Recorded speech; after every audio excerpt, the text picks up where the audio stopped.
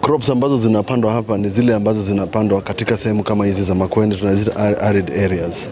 Na mafunzo ile wanafunzwa hapa na World Agricultural Officers wetu wako hapa, ni ile tunaita climate smart agriculture. Yani unajua kwamba mvua haitatosheleza, kwa hivyo unafanya ile kilimo ambayo utaweza kuifanya na maji kidogo ama irrigation kidogo.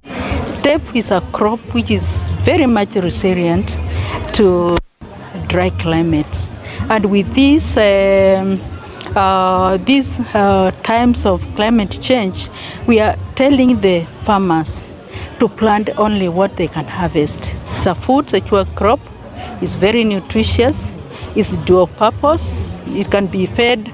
Once you thresh, the rest can be fed livestock.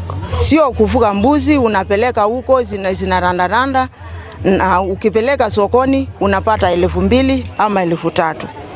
Kama hizo zangu, mbuzi wa miezi 6 ni 10,000. Mbuzi wa mwaka mmoja na miezi 6 ni 25,000.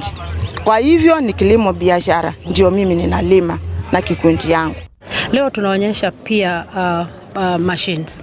Wakulima, tingatinga za kulima ziko hapa, tingatinga za kubale ziko. Bado tunaonyesha livestock. Tuko na ng'ombe za maziwa, zile zinaweza kutoa maziwa 85 liters per day. Tunaonyesha mbuzi za Gala goats na tunaonyesha ufugaji wa samaki. Jambo ambalo tunataka tufanye siku za usoni ni kwamba tunataka tupatiwe ruhusa hii pia ikuwe part of the SK Show Circle.